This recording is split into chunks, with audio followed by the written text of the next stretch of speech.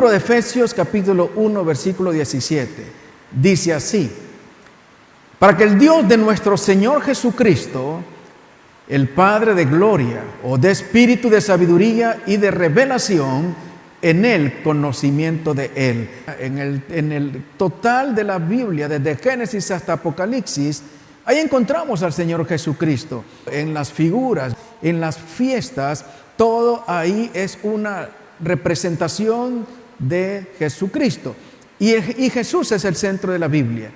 Y esta noche, tomando como base, como habían un sinnúmero de figuras, símbolos, situaciones escatológicas, cómo estaba ahí la sombra del Señor y cómo también nosotros nos encontrábamos estando desde tiempos antiguos ahí, la iglesia de este tiempo, como una figura de lo que nosotros estamos esperando.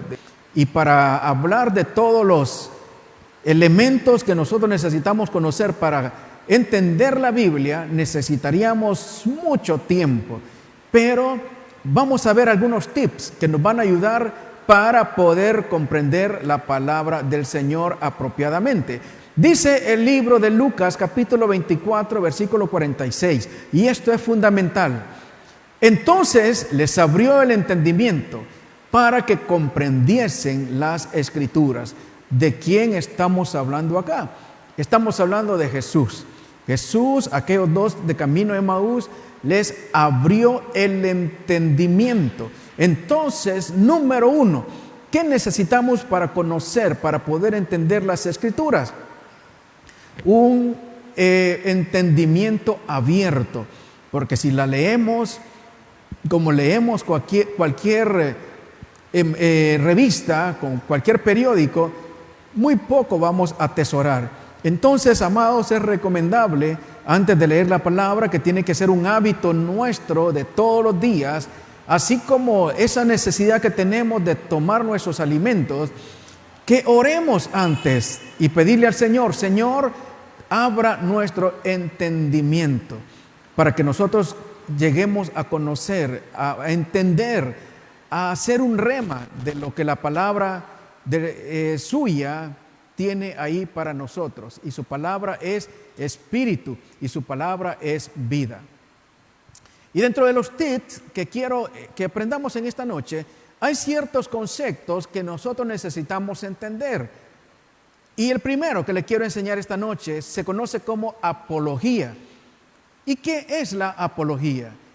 Un concepto bastante general de la apología, que no solamente es aplicable a la Biblia, es que es un discurso en el que se alaba, defiende o justifica a alguien o algo, generalmente de forma encendida o vehemente. Entonces, es un discurso donde se defiende una posición. Y de la palabra apología viene lo que nosotros conocemos como apologética. Y la apologética nos dice que es la exposición de la Biblia, la apología y el dogma, donde la apología y el dogma tienen su puesto legítimo. La correcta apología defiende los libros sagrados contra la crítica desenfrenada o caprichosa y presenta sus derechos a ser considerada como la revelación de Dios. Entonces, ¿qué es la apologética? Pues la apologética nos enseña o nos prepara para nosotros defender con argumentos la palabra del Señor, pero no de una forma ciega, sino de una forma racional, en el sentido que nosotros necesitamos entender qué es, por ejemplo, un dogma y qué es, por ejemplo, situaciones que Dios nos los ha revelado. Y usted dirá: pastor, ¿pero qué es un dogma? Un dogma son esas cosas donde usted solamente necesita su fe para poderlas creer. Deme un ejemplo, pastor. Un ejemplo. Cuando a usted le dicen, o cuando alguien se pone a tratar de razonar quién creó a Dios. Amados, esa pregunta nunca nadie la va a poder contestar, porque Dios no es un ser creado. Dios existió por siempre y Él es el creador de todo lo que existe. Entonces, otra pregunta puede ser, ¿quién creó todo? ¿O cómo se creó todo? Y nosotros sabemos que Dios creó todo de la nada. Y todo lo que existe fue creado de lo que no existe. Entonces nosotros conocemos por la palabra que Dios con su voz creó los cielos y la tierra. Entonces eso es un dogma, porque no es necesario nosotros buscar argumentos racionales para poderlo sustentar, porque nunca nadie lo va a encontrar. Y la ciencia, por mucho que promulguen sus conceptos, que promulguen sus tesis, no lo van a poder explicar. Inclusive su teoría de la creación del universo es algo anticientífico, porque para que algo sea ciencia tiene que ser comprobable. ¿Y sabe qué? En este tiempo, los mismos científicos están encontrando que esa teoría de la creación que manejan ellos, que le llaman Big Bang, que es supuestamente una gran explosión, es algo que no tiene ningún sustento. Entonces, en la apologética no todo es dogmático, y muchas cosas tienen su razón de ser, y eso es lo que vamos a tratar de entender en esta noche. ¿Por qué es importante la apologética? ¿Y sabe qué? La misma palabra nos dice que nosotros como hijos de Dios, nosotros que somos pueblo de Dios y que tenemos el Espíritu Santo y tenemos nuestro entendimiento abierto por medio de Jesucristo, necesitamos conocer principios para poder interpretar la palabra del Señor, porque vamos a encontrar ataques a nuestra fe, y ataques a nuestra fe por medio de los ataques a la palabra del Señor. Y por ejemplo, nos dice el apóstol Pedro, si no, santificad a Dios, el Señor, en vuestros corazones, y estad siempre preparados para presentar defensa con mansedumbre y reverencia ante todo el que os demande razón de la esperanza que hay en vosotros. En buen catracho, ¿qué nos está diciendo el apóstol Pedro? Que nosotros debemos de estar preparados para presentar defensa delante de aquellos que nos van a cuestionar acerca de nuestra fe. Entonces necesitamos nosotros poder entender la palabra de Dios para presentar este tipo de defensa. Ahora, estamos en un mundo donde a lo bueno se le llama malo y a lo malo se le llama bueno. Y usted sabe que todo esto es un espíritu de engaño, un espíritu de mentira que está obrando en el mundo. ¿Y cómo nosotros podemos defender la palabra? Conociéndola. Y de esto se trata la apologética. Y para eso la iglesia, Dios la ha puesto en este mundo, para hacer luz, para no aceptar todas aquellas cosas que nosotros sabemos que son ataques directos a la santidad de Dios. ¿Qué más nos puede ayudar a comprender la palabra de Dios? Hay algo que se conoce como hermenéutica. ¿Y qué es la hermenéutica? Un concepto general es que es la ciencia de los principios que son válidos para la interpretación de una afirmación. En la teología cristiana es la ciencia de los principios en que se basa la exégesis, y la exégesis es la explicación e interpretación. Entonces, la hermenéutica tiene varios principios que nos sirven para entender la palabra de Dios, y vamos a ver algunos de ellos esta noche. Dentro de lo que es la hermenéutica, encontramos que para interpretar la Biblia, nosotros debemos de tomar como base la Biblia, porque la Biblia es su mejor intérprete. Porque usted, amados, va a escuchar que de repente gente que, pues muchos, ¿verdad? Los tienen en una categoría de que son muy conocedores, pero a la hora de dar sus opiniones acerca de temas bíblicos, solamente dan una opinión personal sin ningún sustento bíblico. Solo dicen, esto es así, esto es allá, pero nunca tienen sustentos bíblicos válidos. O si tienen sustentos bíblicos, son totalmente equivocados o mal interpretados. Entonces, ¿cómo nosotros podemos interpretar correctamente la palabra? Por la misma palabra. Hay pasajes paralelos, hay contextos de lo que se está hablando que la misma Biblia nos los da. Entre el Antiguo Testamento y el Nuevo Testamento hay 63,000 y pico conexiones. Y si usted mira esa figura de fondo ahí, usted va a encontrar que cada rayita de colores significa una conexión.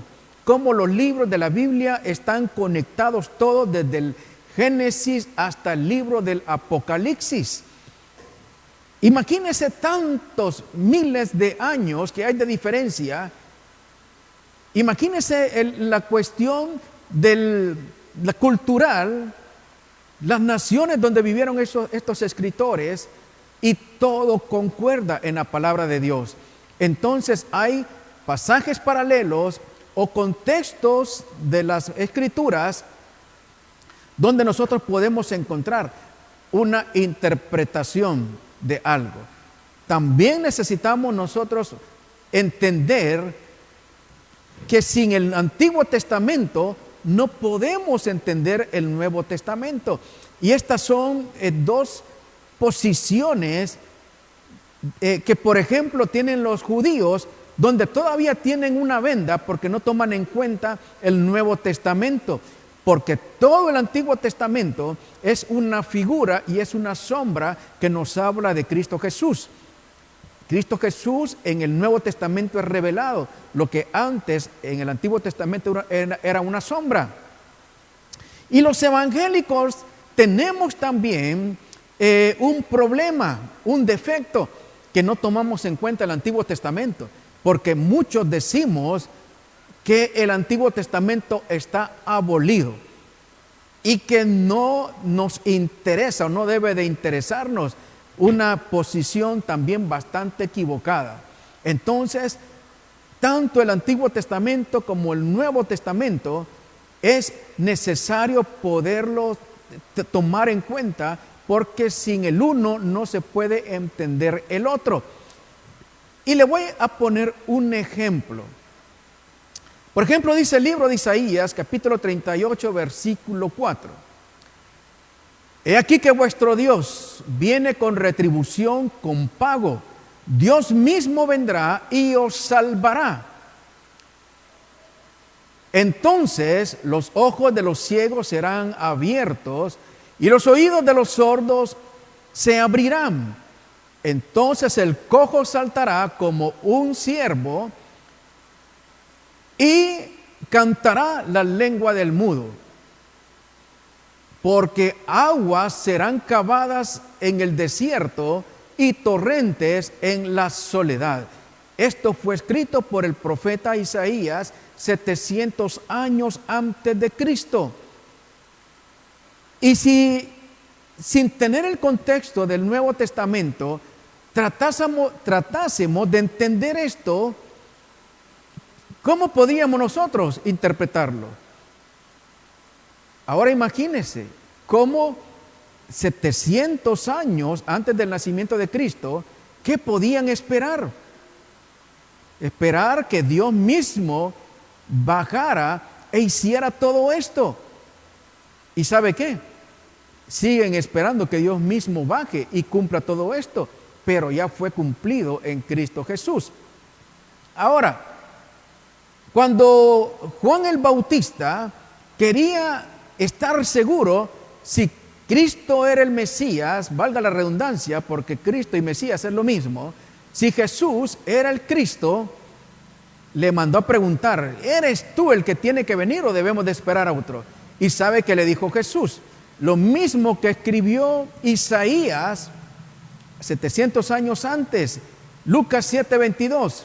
Y respondiendo Jesús les dijo: id, haced saber a Juan lo que habéis visto y oído.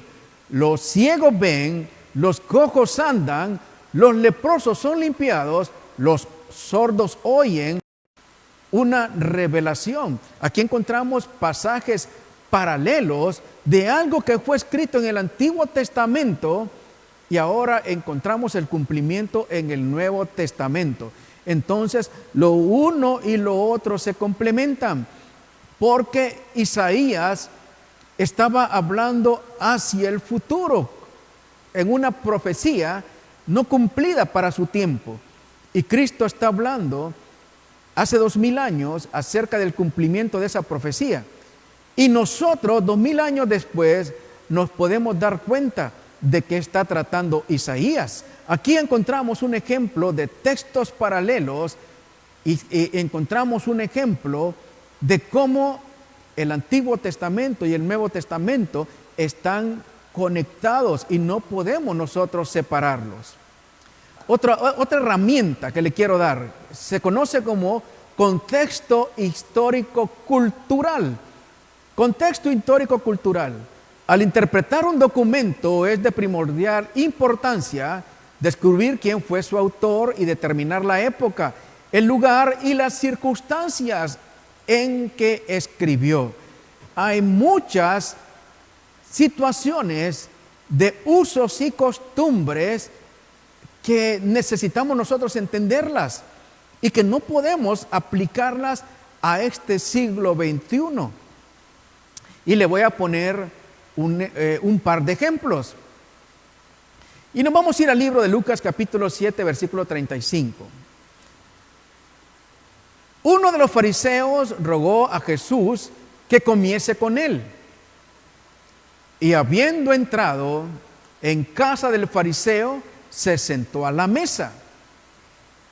Entonces una mujer de la ciudad, que era pecadora, al saber que Jesús estaba en la mesa en casa del fariseo, trajo un frasco de alabastro con perfume.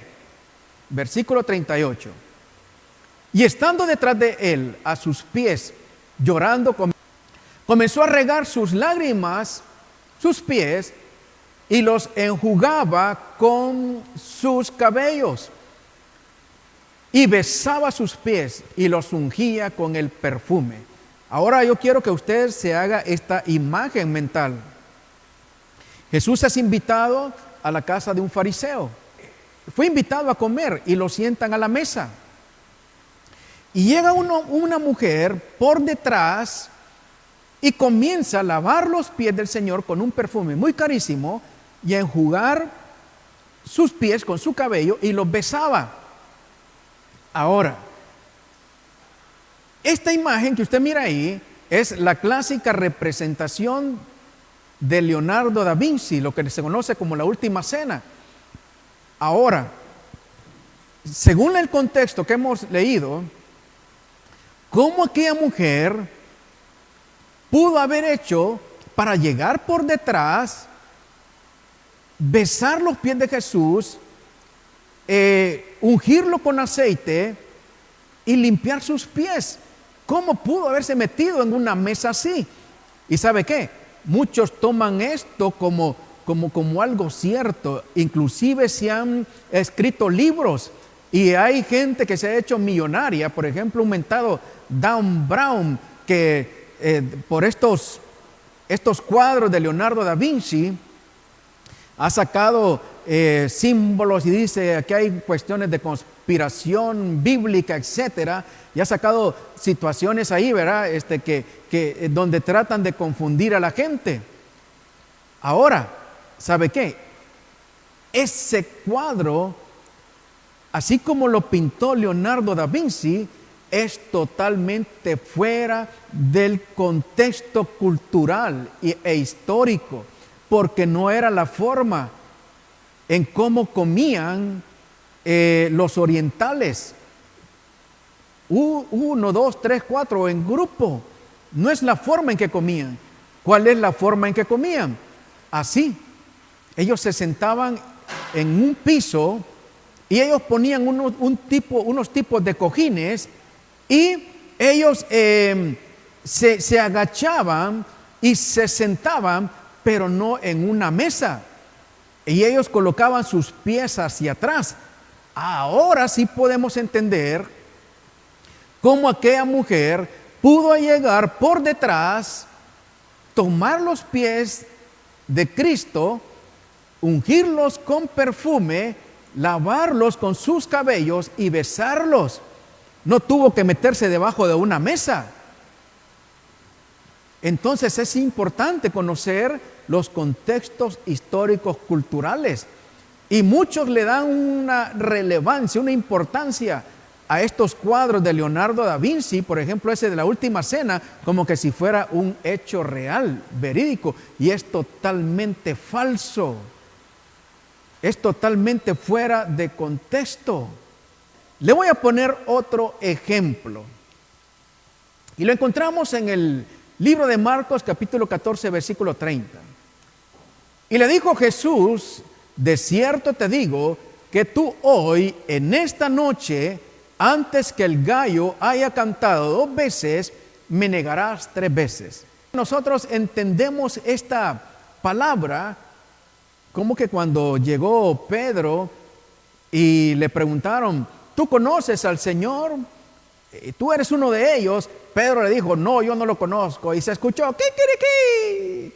Y le volvieron a preguntar: ¿tú eres de los mismos? Y Pedro negó 3 veces y el gallo cantó 2 veces. Y situamos todo esto en un contexto de minutos.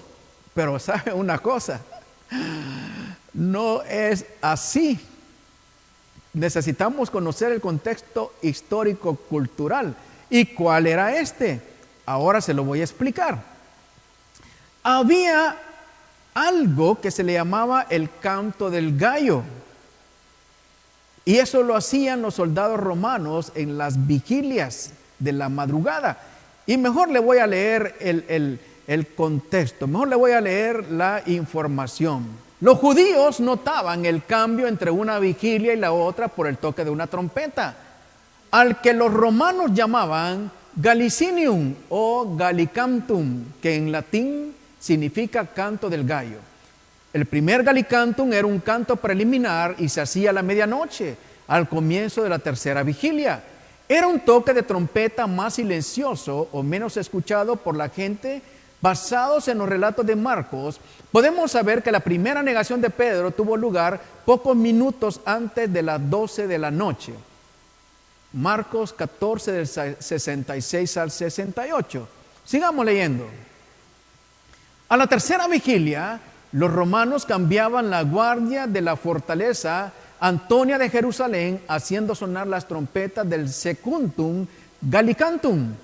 Este era el canto principal, el que los judíos conocían como el canto del gallo, que marcaba la llegada del amanecer. Nuevamente basados en el relato de Marcos, la segunda y tercera negación de Pedro tuvieron lugar pocos minutos antes de las 3 de la madrugada. Según Marcos 14 del 69 al 72. Habían 2 toques de trompeta de los soldados romanos de esa fortaleza que estaba en Jerusalén, que le llamaban el canto del gallo. Y el primer canto era a las 12, que no era muy escuchado, era suave, y el segundo canto era a las 3 de la mañana. Entonces Pedro negó al Señor entre las 12 de la noche a las 3 de la mañana, en un lapso de 3 horas. Pedro estuvo ahí por lo menos 3 horas. Y estuvo diferentes confrontaciones con personas que le dijeron: tú eres uno de ellos. Entonces no es como nosotros nos imaginamos esta historia, en que en minutos Pedro lo negó 3 veces y un gallo cantó 2 veces. Entonces por eso es importante conocer los contextos históricos culturales, y por eso es importante escudriñar las Escrituras. Así dijo el Señor: porque a vosotros os parece que ahí tenéis la vida eterna. Esto es algo que nosotros lo pasamos por alto. porque no entendemos las situaciones históricas culturales. Fíjense que hay algo que me llama la atención, y este es un bonus extra que le quiero dar, acerca de este Gallicantum, de estas trompetas que sonaban los soldados romanos. En el libro de Lucas, capítulo 12, versículo 37, dice el Señor: bienaventurados aquellos siervos de los cuales su Señor, cuando venga, halle velando. De cierto digo que se ceñirá y hará que se sienten a la mesa y vendrá a servirles. Versículo 38. Y aunque venga la segunda vigilia y aunque venga la tercera vigilia, si los hallare así, bienaventurados son aquellos siervos. Mire que aquí el Señor está hablando de esas dos vigilias. ¿Y qué dice la palabra? En primer libro de Tesalonicenses, capítulo 4, del 13 en adelante, que se tocarán trompetas, que se tocarán trompetas. Y la semana pasada hablábamos de esa fiesta de las trompetas y lo que simbolizaba. Entonces, amados, hablábamos también que esa fiesta de trompetas se daban después de 2 días que no aparecía la luna. Y usted sabe que nos dice el apóstol Pedro y también en el libro de los Salmos, que para Dios un día es como 1000 años y 1000 años como un día. Entonces, ese día y la hora que nadie sabe, que hablamos la semana pasada, que simbolizan 2 días, son 2000 años que ya pasaron. Y ya estamos en el tercer milenio. Y ya estamos en las primeras vigilias entre las 12 y las 3 de la mañana. Y estamos esperando ese toque de trompeta. Entonces le traje esto solamente para un bonus extra, ¿verdad? Para que usted se dé cuenta cómo todo está enlazado en la palabra de Dios. Y la palabra de Dios no fue escrita por mentes humanas, sino que fue escrita por la mente de Dios, utilizando la mente, utilizando el corazón y las manos de un ser humano. Esto no puede ser algo obra de la casualidad. Necesitamos entender también los lenguajes, los tipos de lenguajes que escuchamos en la Biblia. Y por ejemplo, hay lenguajes figurados. En el libro de Ezequiel, capítulo 28, aquí nosotros encontramos ese lenguaje figurado. Y por ejemplo, usted va a encontrar que del versículo 1 al versículo 10, aquí Dios está hablando de un tal rey de Tiro. Pero del versículo 11 al 19, Dios está hablando de ese mismo rey de Tiro, pero bajo contextos totalmente diferentes. El lenguaje que se utiliza aquí necesitamos nosotros poder entenderlo de quién está hablando. Ezequiel 28, del 1 al 10, habla de un hombre, habla del rey de Tiro. Y le voy a leer el versículo 2. Dice: hijo de hombre, di al príncipe de Tiro, así ha dicho Jehová el Señor, por cuanto se enalteció tu corazón y dijiste, yo soy un Dios, con D minúscula. En el trono de Dios estoy sentado, en medio de los mares, sí, y ahí está entre comillas, siendo tú hombre y no Dios, y has puesto tu corazón como corazón de Dios. Aquí tenemos la aclaración de que se está hablando de un hombre, y se está haciendo aquí una relación de la soberbia que tiene aquel hombre, una soberbia donde se creía un Dios, pero muy claramente está dándonos la aclaración, siendo tú hombre y no Dios. Si nosotros ahora leemos desde el versículo 11, la segunda parte de Ezequiel 28, hasta el 19, nos vamos a encontrar que no se está hablando de un hombre. Y le voy a leer el versículo 14. Dice: tú, querubín grande, protector. Yo te puse en el monte santo de Dios. Ahí estuviste en medio de las piedras de fuego, te paseabas. Ahora usted va a darse cuenta que en el versículo 11 dice, haz endecha por el rey de Tiro. Pero encontramos que desde el versículo 11 no está hablando de una persona. Aquí está hablando de un ser espiritual llamado un querubín. Y ya nosotros podemos identificar, según lo que dice del 11 al 19, que está hablando de aquel ángel que Dios creó, llamado la luz bella, donde se enalteció su corazón como el rey de Tiro y quiso elevarse como Dios, y usted ya conoce el resto de la historia. Entonces necesitamos conocer este lenguaje. Si nosotros leemos Ezequiel 28, del 1 hasta el final, hasta el 19, nosotros vamos muchas veces a confundirnos y a no saber de quién está hablando. Por eso necesitamos entender los tipos de lenguaje. También en el lenguaje necesitamos conocer algo que se llama hipérbole. ¿Y qué es la hipérbole? Es una figura retórica que consiste en exagerar o magnificar un asunto más allá de la realidad. En las figuras literarias siempre o casi siempre vamos a encontrar la hipérbole. Hasta nosotros mismos utilizamos la hipérbole. No sé cuántos de ustedes le dijeron a su amada que le iban a traer la luna, que le iban a bajar las estrellas. Eso es un lenguaje con hipérbole, porque ¿quién puede bajarle la luna y traerle las estrellas a alguien? Es un lenguaje figurado, es una exageración. Y por ejemplo, en la Biblia lo encontramos, Deuteronomio 1:28, este solo es un ejemplo.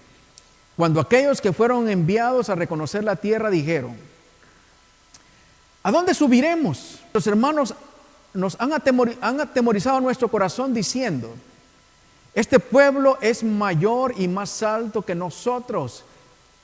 Las ciudades grandes y amuralladas hasta el cielo. El pueblo que vivía ahí era un pueblo de gigantes y sus murallas eran murallas de muchos metros por ser pueblos de gigantes, pero no llegaban hasta el cielo. Esa es una hipérbole, esa es una exageración. Y no podemos nosotros al leer este tipo de cosas tomarlo como algo, ¿verdad? Real. Es igual con la torre de Babel, que la intención era construirla hasta el cielo. Ninguna torre puede llegar hasta el cielo. Entonces se utilizan estas figuras con hipérboles, con exageración, y necesitamos entenderlas. También encontramos un lenguaje llamado ironía y sarcasmo. Y por ejemplo, usted va a encontrar al profeta Elías en el primer libro de Reyes, capítulo 18, versículo 27, aquí utilizando la ironía. Por ejemplo, cuando confrontó a los profetas de Baal y Acera y les decía, y aconteció al mediodía que Elías se burlaba de ellos diciendo, gritad en alta voz porque Dios es. Quizás esté meditando o tiene algún trabajo o va de camino, tal vez duerme y hay que despertarle. Aquí está utilizando una tremenda ironía, un tremendo sarcasmo. El profeta Elías en contra de los profetas de las tinieblas de Baal y de Acera, diciéndole, bueno, tal vez el Dios de ustedes está cansado y se ha dormido o está haciendo algún trabajo. Si es Dios, va a estar cansado. Si es Dios, va a estar preocupado por algo. Aquí hay un lenguaje donde se utiliza la ironía, donde se utiliza el sarcasmo. Y también necesitamos entender que en la Biblia vamos a encontrar este tipo de lenguaje. Otro aspecto que necesitamos entender, que en la Biblia vamos a encontrar algo que se conoce como tipos. Y le voy a poner un ejemplo de tipos. Por ejemplo, Jesús, o José, perdón, comparado con Jesús. Y le voy a hacer un resumen de algunos paralelismos que hay entre José y Jesús, que no son cosas que no sucedieron. José existió y lo que vivió José existió, pero tiene un paralelismo con la vida de Jesús, y eso se conocen como tipos. Por ejemplo, José fue un hijo amado, primogénito de Raquel. Jesús fue el unigénito de Dios y el primogénito entre todos nosotros, amado de Dios. Este es mi hijo amado. Número 2, fue exaltado entre todos los demás. Jesús es exaltado entre todas las naciones. Número 3, José fue enviado a Egipto y en Egipto fue tentado, pero no pecó. Jesús también fue enviado a Egipto y la Biblia dice que Jesús, igual que todo ser humano, fue tentado, pero tampoco pecó. José tenía túnica de rey, pero esa túnica fue manchada de sangre. Nosotros sabemos que Cristo es rey, siempre fue rey. Y sabemos que en su carne Él tuvo que derramar su sangre como un sacrificio para el perdón de nuestros pecados. José fue traicionado y odiado por los suyos. Jesús fue traicionado y odiado por los suyos. A los suyos vino, pero los suyos no le recibieron. José fue vendido por precio de esclavo. Jesús fue vendido por precio de esclavo. José estuvo entre dos malhechores. Jesús estuvo entre dos malhechores. José, de esos dos malhechores, uno vivió y el otro se perdió. Los que estuvo en medio de Jesús, los dos malhechores, uno vivió y el otro se perdió. José fue presentado delante de Faraón a los 30 años. Jesús comenzó su ministerio a los 30 años. José libertó y perdonó a su pueblo, los que le hicieron mal. Jesús murió en una cruz y libertó a su pueblo y perdonó a los que le clavaron en una cruz. Y podemos seguir buscando más, entre comillas, coincidencias, que no son coincidencias, sino que son cosas, hay paralelismos ahí que se conocen como tipos. Y podemos encontrar tipos de Moisés con Jesús, etcétera, etcétera. Entonces, estos son los tipos y necesitamos nosotros también poder identificar cuando encontramos tipos en la Biblia. Ya vamos a terminar, ténganme paciencia. En la Biblia encontramos lo que conocemos como símbolos. Los símbolos armonizan en su carácter general como emblemas. Ejemplo, fuego. Los símbolos nos hablan de varias cosas. Por ejemplo, el ejemplo que estamos poniendo aquí, el fuego. Cuando hablamos de fuego nos habla del Espíritu Santo, pero también nos habla de prueba, también nos habla de juicio. Entonces necesitamos nosotros saber en qué faceta este símbolo está siendo utilizado. Y le voy a poner un ejemplo. El primer libro de Pedro, capítulo 1, versículo 17. Para que sometida a prueba vuestra fe, mucho más preciosa que el oro, el cual, aunque perecedero, se prueba con fuego, sea hallada en alabanza, gloria y honra cuando sea manifestado Jesucristo. Aquí está siendo utilizado el símbolo del fuego en cuanto a nuestra fe. Pero también podemos encontrar el símbolo del fuego como prueba de nuestra fidelidad cuando aquellos tres son metidos a aquel horno de fuego. Encontramos el fuego como símbolo del Espíritu Santo cuando llamas de fuego salían de sus cabezas en el tiempo de Pentecostés. También las lámparas de las vírgenes que necesitaban tener fuego. También el fuego nos habla de la iglesia, cuando el Espíritu Santo arde en la iglesia, en los candeleros. Entonces necesitamos nosotros saber ubicar los símbolos de qué nos están hablando y qué están representando en el contexto general. Acciones simbólicas.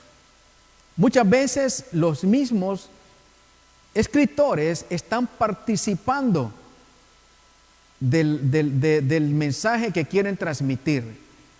Aparecen como actores principales. Y les voy a poner un ejemplo. Ezequiel 2:8. Mas tú, hijo de hombre, oye lo que yo te hablo, no seas rebelde como la casa de Israel. Abre tu boca y come lo que yo te doy. Entonces aquí estamos viendo como unas acciones simbólicas donde el profeta está recibiendo un rollo y se lo está comiendo. Entonces aquí hay símbolos, pero donde el participante es en primera persona. No alguien, no es un pueblo, no es un segundo o tercero, es en primera persona. Entonces esto se conoce como acciones simbólicas. Y voy a terminar con esto, con las alegorías. ¿Qué son las alegorías? Formas literarias en las que la verdad se presentan bajo la imagen de otro. Ejemplo, las parábolas. Y vamos a encontrar alegorías a través de toda la Biblia, porque Dios siempre que le hablaba a su pueblo, en la mayoría de las ocasiones utilizaba alegorías. Alegorías es utilizar ejemplos para que pueda ser comprensible. Y les voy a poner nada más uno. Mateo 13:24. Aquí Jesús les está hablando y les dice, le refirió otra parábola diciendo, el reino de los cielos es semejante a un hombre que sembró buena semilla en un campo. Y luego sigue hablando Jesús, y luego se levantó un enemigo y de noche llegó y sembró cizaña. Aquí, ¿de qué nos está hablando Jesús? Si seguimos leyendo, el mismo Señor interpreta esta alegoría y les dice, aquí el sembrador es el Hijo del Hombre, soy yo. Y lo que sembró es la palabra de Dios. El enemigo es el diablo, es Satanás, que se levantó a sembrar cizaña, a corromper la palabra del Señor. Entonces, estas son las alegorías y las vamos a encontrar a través de toda la Biblia. Por lo pronto, quiero darle las gracias por haberme aguantado por más de una hora. Gloria a Dios. Que Dios les bendiga. Somos tu pueblo, Señor. Tú nos llamaste de tinieblas